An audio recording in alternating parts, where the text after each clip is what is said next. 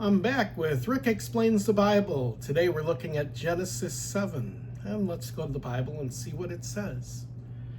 And the Lord said unto Noah, Come thou and all thy house into the ark, for thee have I seen righteous before me in this generation.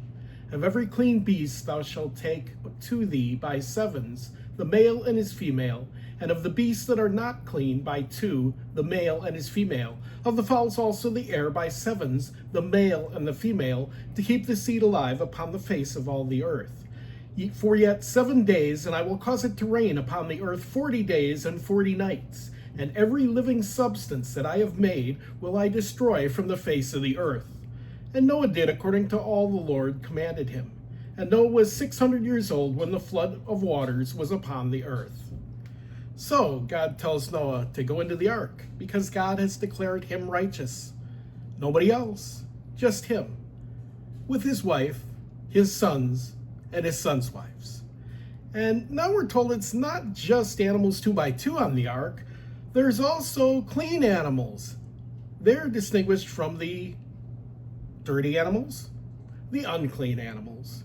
And that all has to do with Jewish dietary laws that have not even been set forth yet because, well, if God hasn't spoken it, it hasn't taken effect yet in the law, which doesn't exist yet. The only law we knew was back in the Garden of Eden when they were told they could eat of any tree except the tree of the knowledge of good and evil.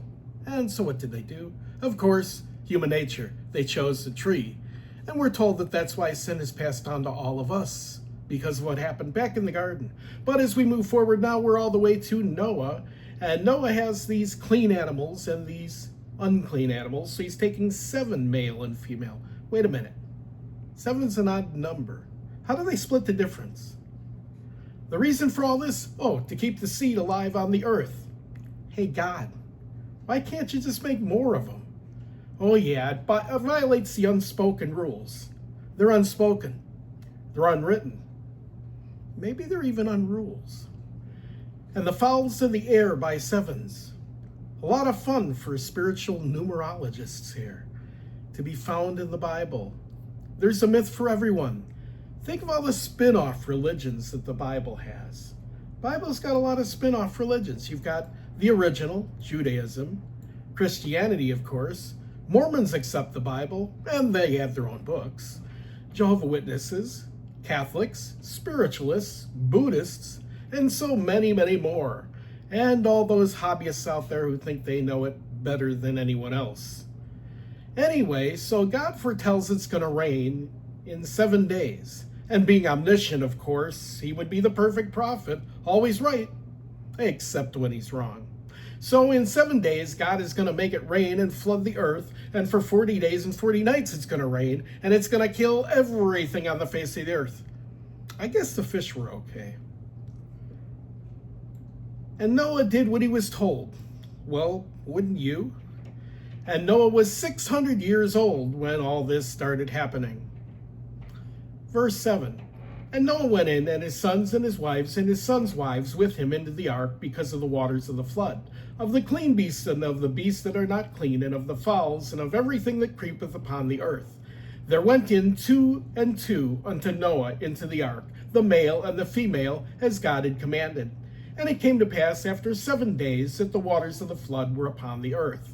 In the 600th year of Noah's life, in the 2nd month of the 17th day of the month, the same day were all the fountains of the great deep broken open, and the windows of the heavens were opened, and the rain was upon the earth 40 days and 40 nights. In the selfsame day entered Noah and Shem and Ham and Japheth, the sons of Noah, and Noah's wife, and the 3 wives of his sons, with them into the ark. They and every beast after his kind, and all cattle after their kind, and every creeping thing that creepeth upon the earth after his kind, and every fowl after his kind, and every bird of every sort. And they went into the ark, unto Noah into the ark, 2 and 2 of all flesh, wherein is the breath of life. And they that went in were male and female of all flesh, as God had commanded him. And the Lord shut him in. And the flood was 40 days upon the earth, and the waters increased, and bare up the ark, and it was lifted above the earth. And the waters prevailed, and were increasingly great upon the earth, and the ark went up upon the face of the waters. And the water prevailed exceedingly upon the earth, and all the high hills, and were upon the whole heaven were covered.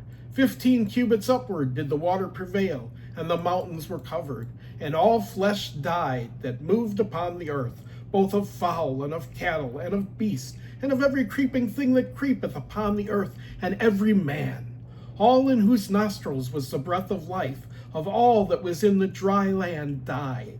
And every living substance was destroyed, which is upon the face of the earth, both man and cattle, and creeping things, and fowl of the heaven. And they were destroyed from the earth, and Noah only remained alive, that they were with him in the ark. And the waters prevailed upon the earth 150 days. And everything happened just the way God said it would. And it was gruesome, like a horror movie gruesome. But ask anyone who believes these stories. They'll tell you it's all true. It all really happened just that way. And that shows you why there's evil in the world today. Because people just don't get right with God. Next time I'll look at Genesis chapter 8.